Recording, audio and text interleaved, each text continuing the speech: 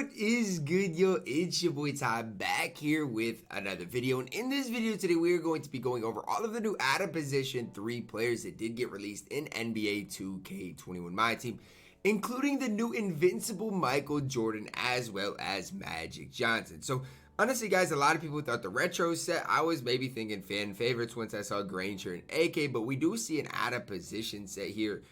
There's a lot of point guards in this set. So, I mean, if you got the Giannis, if you got those types of guys, not to say they're going to be useless, but we've got a lot of other point guards in the game to talk about in this video. Before we dive into it, if you are new to my channel and have not yet, please consider smashing that subscribe button as we are on the road to 70,000 subscribers. We're going to start things off here with the pink diamond Obi Toppin card. 6'9", 220 pounds, so on current gen, that's a massive thing just for this whole fact that he's going to have the Curry escape at the point guard shooting guard position. 45 Hall of Famers with 15 on gold. I mean, the first card, the worst card in this out of position 3 promo or out of position 3 set is a pink diamond with 45 Hall of Famers, 93 ball, 98 driving dunk, 90 speed ball, 86 ball, 191 speed acceleration, 88 lateral quickness, Hall of Fame showtime, Hall of Fame range. Doesn't have flexible, so that's something you're gonna have to apply to him, but playmaker wise, he's got everything you could want. Defensively, very solid as well. No Hall of Fame clamps, but I mean, that's overrated as it is. Tendency wise, very solid. Jump shot 75 on very quick. We've seen it with other people. That's a very solid release. Shifty dribble style, Pro 2, size of escape, Pro 2 tween. So it's a Pro 1 movement on the back. Obi Toppin is a very good card and is a very good start to this set. And I think might be the deepest set that we see or have seen so far in my team. After Obie, we're going to talk about Manute Bol. Now, here's the thing, guys. The dude is 7'7", has an 8'5" wingspan, and can play the shooting guard position. Did you guys hear that correct? He's 7'7", 8'5" wingspan, and can play the shooting guard position. I'm at a loss of words. Hall of Fame, 40 Hall of Famers, 11 on gold, hot spots from everywhere, 87 3 ball, 85 driving dunk. The dude can handle the ball. Honestly, 83 speed is not bad, 83 acceleration, 87 lateral quickness. Here's my thing, guys. Here's the thing you guys got to consider. If you give him, just hear me out. If you give him, where's D'Antoni? If you give him these two things, he's going to have a 91 3 ball, 90 driving dunk, 95 ball into 85 speed with ball, a 92 speed. I mean, this card is looking like he might honestly be the best shooting guard in the game. Not saying for sure because you're obviously going to have to give him showtime. He comes with blinders. I don't know if I like that, or comes with steady. I don't know if I like that. Comes with flexible Hall of Fame range. Play-wise, doesn't come with unpluckable. Whoa. Where's my unpluckable? There it is. Hall of Fame unpluckable, gold quick first step. And then defensively is very elite. I'm liking this Manute Bol tendency-wise. He's just fine. Set shot 19. I don't know how I feel about that release. I haven't used it at all, I don't think, this year. Does come with fundamental dribble styles. But here's the thing. On current gen, he's going to have the speed glitch. On next gen, he's going to have super speeds. I can't give you an accurate representation of Manute Bol. He might be the best or he might be unusable. It's hard to say, but he's 7'7" with an 8'5" wingspan at the shooting guard position. I don't know about Manute Bol. It's going to be one of the most intriguing and interesting cards in this entire set. Deni is our next card here. 6'9", 6'10" wingspan, 225 pounds, which means on current gen, he's not going to have the Curry escape. Hot spots for 40 Hall of Famers, 14 on gold, 93 3 ball, only an 85 driving dunk, 94 speed ball, 86 ball, 94 speed acceleration, 93 lateral quickness, Hall of Fame showtime range, high shooter flexible, okay. Hall of Fame ankle breaker, handles phrase, quick first step, okay. Defensively is complete. I like what I'm seeing here. Tendency wise, fine. Jump shot 3 on very quick. That's a good release. Nobody can really argue that. That is a good release for this man, Deni Avdija. Shifty dribble style, size Pro 2, size of escape, Pro 3 movement back. The card's very solid. Another pink diamond point guard that we see that can compete against the top point guards in the game. That's just the way it is. Another point guard that is up there and can compete with the best of the best. So I'm pretty high on Deni Avdija, and I'm pretty high on my man's Obi Toppin as well. So we've seen a lot of good point guard, shooting guards so far. See another one here in West Unseld, 6'7", 6'10" wingspan, hot spots from everywhere. 48 Hall of Famers with 22 on gold, which means total he has 70 badges, 94 3 ball, 95 driving dunk, 95 speed ball, 86 ball, 95 speed acceleration, 94 lateral quickness. Hall of Fame showtime, range, catch and shoot, volume shooter, tireless shooter, playmaker wise, everything you could want defensively. Literally every badge in the game outside of teardropper, clutch shooter, ice and veins, and a steady shooter. Tendency wise, not much more you could ask for. Kobe's base, very quick, shifty dribble style, pro 2 size escape, pro 3 movement in the back. This card's incredible. I mean, yeah, I can't even say 6'7's undersized with the way his player model is at 245 pounds. I think on current gen, Unseld's going to be one of the best. On next gen, I don't think he's going to be as good. Man, this set in general, I can't say there's any bad cards so far. Like, I just can't. Every one of these cards has given me some sort of hope. I'd probably take Wes over these other two guys, but I mean, it's all preference based. Cliff Robinson up next, shooting guard center, 6'10", 7'1" wingspan, hot spots forever, 43 Hall of Famers, 19 on gold. Do you guys realize how many badges that is? That's a lot of badges to have. 95 3 ball, 95 driving dunk, 92 speed ball, 86 ball, 94 speed acceleration, 97 lateral quickness, Hall of Fame showtime, range, flexible. It's going to be interesting to see what release they gave him. Quick first step, unpluckable, no ankle break, as some of you have forgiven him. But look at the defense on Cliff Robinson. Absolutely insane. Going to be one of the best defensive perimeter defenders in the game. Great tendencies, 6-wise, Dion's base on very quick. I mean, I wouldn't say I'm a big fan of that release. It's okay. Not one of my favorite releases of the game. Shift dribble style, pro 2 size escape, pro 3 movement back. Again, there's a lot to like about Cliff Robinson. It's just going to come down to what you prefer. I mean, depending on his release is really going to depend how good the card is.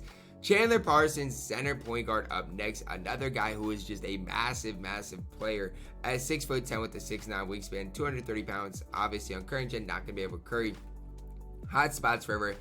47 Hall of Famers, 22 on gold, 95 3 ball, 85 driving dunk, 90 speed ball, 88 ball handle, 90 speed acceleration, 92 lateral quickness. Stat wise, he's not nearly as good as some of the other guys we've seen. And you guys might be like, well, why, Ty? He's only got an 85 driving dunk.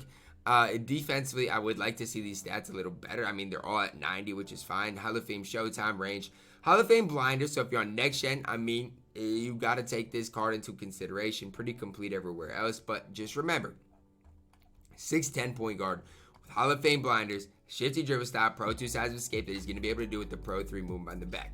95 driving dunk tendency, good defensive tendencies, jump shot 36. Now here's the thing about jump shot 36. I haven't used Channing Frye enough to know what this release is ultimately going to be like. I can't tell you if it's going to be a good release or not, but if this is a good release on next gen, this card can probably, you can make the debate he's going to be the best point guard on next gen. People are saying Nicholas Batum's up there. So, I mean, he's taller than Nicholas Batum. He's got Hall of Fame blinders. I mean, depending on that release is really going to make or break Chandler Parsons. But don't write this card off on next gen. If you're on current gen, I would take basically every other point guard we've covered over Chandler Parsons. Next, we see Yi Jianlian on at the shooting guard, small forward position, 7 feet tall, 7'4" wingspan at the shooting guard position. Remember, hot spots for 44 Hall of Famers, 22 on gold, 93 3 ball, 90 driving dunk, 90 speed ball, 88 ball handle, 91 speed acceleration, 91 lateral quickness. Hall of Fame showtime, range, flexible, slippery off ball, tile shooter, volume shooter. Likewise, Hall of Fame quick first step, unpluckable, bailout. The handles for days downhill. Defensively, he's gonna hold it down. Tendency wise, incredible. Maybe like to see a little bit better defensive tendencies, but solid other way. Jump shot 70. Jonathan Isaac's base on very quick. I want to see what this upper is. Only his upper, but that's a solid release. Shifty dribble style, pro 2 size escape, pro 1 movement on the back, as well as the pro 3 moving crossover.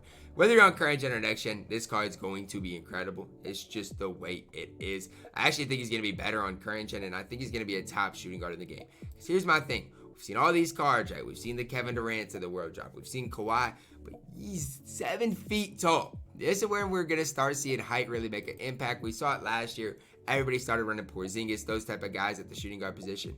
We're going to see it a lot more, starting with this out of position set. Danny Granger up next, center power forward, 6'9", 7'1" wingspan, hot spots forever. 56 Hall of Fame badges with 13 on gold, 97 3 ball, 90 driving dunk, 95 speed ball, 92 ball handle, 97 speed acceleration, 95 lateral quickness. Great rebounder, Hall of Fame showtime, range, flexible, volume shooter, hot zone hunter. Play-wise, Hall of Fame ankle breaker, handles today's quick first step, unpluckable. Defensively, absolutely incredible interior defender. Great tendencies. Why did they give him Tony Parker's release? There was nothing wrong with his base 29. His base 29 is a better release than this Tony Parker's release. That's terrible, 2K.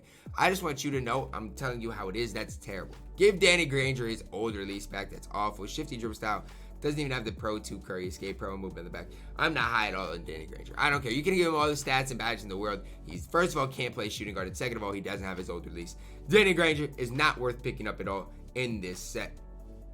Lamar Odom up next, a point guard, small forward, 6'10", 6'11" wingspan.